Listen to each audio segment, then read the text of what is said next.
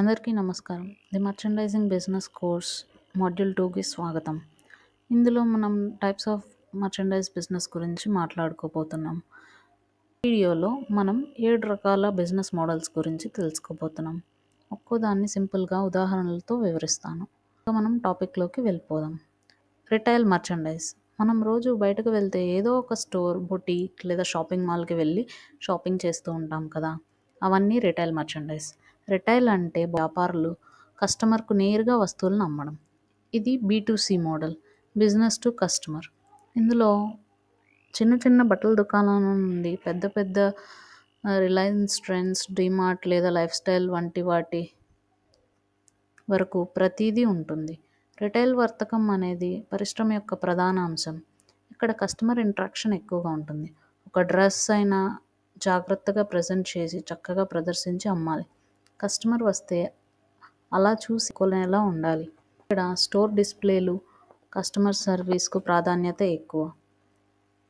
ఏ వస్తువులు వేగంగా వెళ్తున్నాయి, ఏ నెమ్మదిగా వెళ్తున్నాయి అనేవి విశ్లేషించి ఫ్యాషన్కు తగ్గట్టుగా కస్టమర్కి నచ్చిన స్టాక్ను ఉంచుకోవాలి.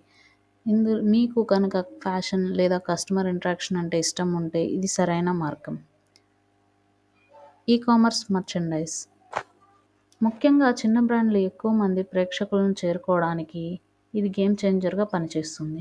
ఇప్పుడు చాలామంది చెప్పే మాట ఒకటి, ఒక యాప్ ఉంటే చాలు, సోఫా మీద కూర్చొని షాపింగ్ చేస్తాం అంటారు. ఇక్కడ మనం ఉత్పత్తులను ఆన్లైన్ ప్లాట్ఫామ్ల ద్వారా అమ్ముతాము. అమెజాన్, ఫ్లిప్కార్ట్ ప్లాట్ఫామ్లు వంటి వాటిని ఉపయోగించి లేదా ఇన్స్టాగ్రామ్ షాపులు వంటి వాటిని ఉపయోగించి మనం ఈ బిజినెస్ను స్టార్ట్ చేయవచ్చు. రిటైల్ మాదిరిగా కాకుండా ఈ మోడల్లో ప్రపంచవ్యాప్తంగా కస్టమర్ బేస్తో 24/7 పనిచేస్తుంది. ఇక్కడ మర్చండైజింగ్లో మనకు ఆకర్షణీయమైన ఉత్పత్తి జాబితాలను చూడడం, లైక్ ఇన్వెంటరీలను నిర్వహించడం, వేగవంతమైన మరియు ఖచ్చితమైన డెలివరీని నిర్ధారించడం వంటివి ఉంటాయి. ఈ-కామర్స్ మర్చండైజింగ్ అనేది చాలా సులభం. ఇందులో మనకి డెలివరీ కోఆర్డినేషన్ మరియు సోషల్ ప్రమోషన్స్ గురించి, మార్కెటింగ్ స్ట్రాటజీస్ గురించి తెలిసి ఉంటే చాలు, చాలా తక్కువ సమయంలో మనం ఈ బిజినెస్ని స్టార్ట్ చేయవచ్చు. Wholesale merchandise. ఇందులో మనం వస్తువులను పెద్ద మొత్తంలో ఒకరి దగ్గర కొనుగోలు చేసి చిన్న చిన్న రిటైల్ షాపులకు లేదా పంపిణీదారులకు అమ్మడం వంటిది. ఉదాహరణకు బెంగళూరులోని గాంధీనగర్ లేదా ఢిల్లీలోని చాందనీ చౌక్ వంటి వాటిని ఏదైనా వస్త్ర మార్కెట్లోకి వెళ్ళి మనం చూసుకుంటే ఒక SKUకి 100 ముక్కలను అందించే వ్యాపారులు మనకు కనిపిస్తారు. ఇక్కడ యూనిట్ B2B మోడల్ అన్నమాట. అంటే బిజినెస్ టు బిజినెస్ తక్కువ ధరకు ట్రాన్సాక్షన్స్ జరుగుతూ ఉంటాయి. ఇక్కడ ఏదైనా సాధారణంగా తక్కువ మార్జిన్కి కలిగి ఉంటుంది, కానీ టర్నోవర్స్ ఎక్కువ ఉండడం వల్ల మనకి ప్రాఫిట్ అనేది చాలా ఎక్కువగా వస్తుంది. ఇందులో వ్యాపారులు ప్రైజింగ్ స్ట్రాటజీస్ మరియు నెట్వర్కింగ్ స్ట్రాటజీస్ కలిగిన వాళ్ళైతే ఈ మోడల్ వాళ్ళకి బాగా సూట్ అవుతుంది. ఎక్స్పోర్ట్ మర్చండైజ్ అంటే ఎగుమతి వర్తకం. ఇందులో ప్రోడక్ట్స్ని అంతర్జాతీయ మార్కెట్లో అమ్మడం. మన భారత్లో చాలా గొప్ప గొప్ప వస్తువులు తయారవుతూ ఉంటాయి. చేనేత, హస్తకళ, సుగంధ ద్రవ్యాలు వంటి వాటిని విదేశాలకు పంపుతూ ఉంటాం. వీటిని తయారు చేసే వాటిల్లో జైపూర్, తిరుపూర్, పానీపట్ వంటి నగరాలు చాలా ప్రసిద్ధి చెందాయి. ఉదాహరణకు UK, US వంటి నగరాలలో వీటిని అమ్మకాలు చేయడం. ఇది చేయాలంటే కాస్త ప్రక్రియలు ఎక్కువే, కానీ ఎగుమతి డాక్యుమెంటేషన్ పరిజ్ఞానం, అంతర్జాతీయ నాణ్యత పరిమాణాలు, లాజిస్టిక్స్ మరియు షిప్పింగ్ కరెన్సీ మార్పిడి వంటి వాణిజ్య ఒప్పందాలు నిర్వహించడం తప్పనిసరి. ఎగుమతి వర్తకం అనేది సామర్థ్యాన్ని కలిగి ఉంటుంది. ప్రత్యేకించి మీరు ప్రపంచ కొనుగోలుదారులతో లేదా విదేశీ బ్రాండ్లతో పనిచేస్తూ ఉంటే మీకు ఈ ఎగుమతి వ్యాపారం చాలా గొప్పగా ఉపయోగంగా ఉంటుంది. బయట దేశాల మార్కెట్లో మన ప్రోడక్ట్ని అమ్మడం ద్వారా మన బిజినెస్ ఎక్స్పాన్షన్ జరుగుతుంది మరియు మన బ్రాండ్ యొక్క పేరు విస్తరిస్తుంది. Private label merchandise. మీకు ఎప్పుడైనా ఇలా అనిపించింది, నాకు ఒక బ్రాండ్ ఉంటే బాగుండిద్ది, దానిపైన నా పేరు మీదుగా నేను ఒక బ్రాండ్ని సృష్టించి వాటిని మార్కెట్లో పంపించాలనేది? అలాంటి వాళ్ళ కోసం ఈ మోడల్ బాగా పనికొస్తుంది. ఇది నేడు అత్యంత లాభదాయకమైన మోడల్స్లో ఒకటి. ప్రైవేట్ లేబుల్ అంటే తయారీ అవుట్సోర్సింగ్ చేయబడినప్పటికీ మీకు సొంత బ్రాండ్ పేరుతో మీ లోగోతో వస్తువుల్ని అమ్మడం. ఉదాహరణకు అమెజాన్ బేసిక్స్. అమెజాన్ అనేది తనే కాకుండా బయట తయారు చేసిన ఉత్పత్తులను కూడా అమ్ముతుంది.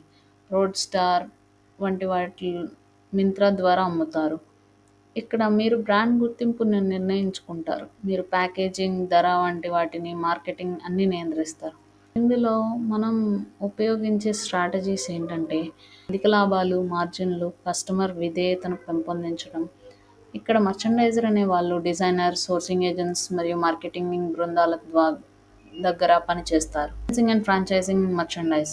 లైసెన్సింగ్లో మీరు ఎవరైనా మీ బ్రాండ్ పేరు మరియు డిజైన్లను ఉపయోగించడానికి అనుమతిస్తారు. ఉదాహరణకు డిజ్నీ తయారు చేసిన పాత్రలను, బొమ్మలు లేదా బ్యాగ్ల కంపెనీలకు లైసెన్స్ ఇవ్వడం. ఫ్రాంచైజింగ్లో మీరు ఎవరైనా మీ వ్యాపారం బ్రాండ్ని సూచిస్తూ స్టోర్ లేదా షాప్ని ఓపెన్ చేయడానికి అనుమతిస్తారు. మనం చూస్తూ ఉంటాము కేఎఫ్సి, మెక్డీ ఇలాంటివన్నీ చాలా చోట ఫ్రాంచైజీలు నడుస్తూ ఉంటాయి. దీని ద్వారా బ్రాండ్ అనేది విస్తరిస్తుంది. పేరెంట్ బ్రాండ్కు తక్కువ ప్రమాదం.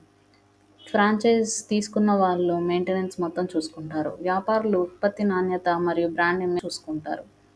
దీనిలో మంచి మార్గం ఏంటంటే ప్రసిద్ధ బ్రాండ్తో లింక్ అవ్వడం. దీనికి కొంచెం క్యాపిటల్ అవసరమే, కానీ నమ్మకం మీదే నడుస్తుంది. ನೀವು రిస్క్ తీసుకోకుండా సేఫ్గా గ్రో అవ్వాలంటే franchising is the smart route. Omni channel merchandise ఉన్న అన్నిటిలో కల్లా ఆధునిక మోడల్. ఇక్కడ కస్టమర్ స్టోర్లో, వెబ్సైట్లో లేదా మొబైల్ యాప్ ద్వారా షాపింగ్ చేసి సుజావుగా అనుభవాన్ని పొందుతారు. ఇక్కడ కస్టమర్కి సౌకర్యం ఉంటే చాలు. ఆన్లైన్లో బ్రౌజ్ చేసి ఆఫ్లైన్లో వస్తారు, ఆఫ్లైన్లో ట్రై చేస్తారు, ఆన్లైన్లో కొనుగోలు చేస్తారు. జూడియో, నైకా వంటి బ్రాండ్లు ఈ పద్ధతిని బాగా ఉపయోగిస్తాయి. ఈ మోడల్ సవాలుతో కూడుకున్నది, కానీ పోటీతత్వాన్ని కొనసాగించాలనుకునే ఆధునిక వ్యాపారులకు అవసరం.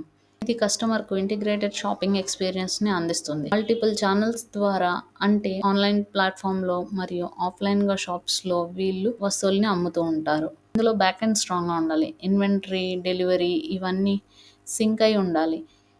ఈ వీడియోని లైక్ చేయండి, సబ్స్క్రైబ్ చేయండి. Thank you for watching. Next మాడ్యూల్లో కలుసుకుందాం.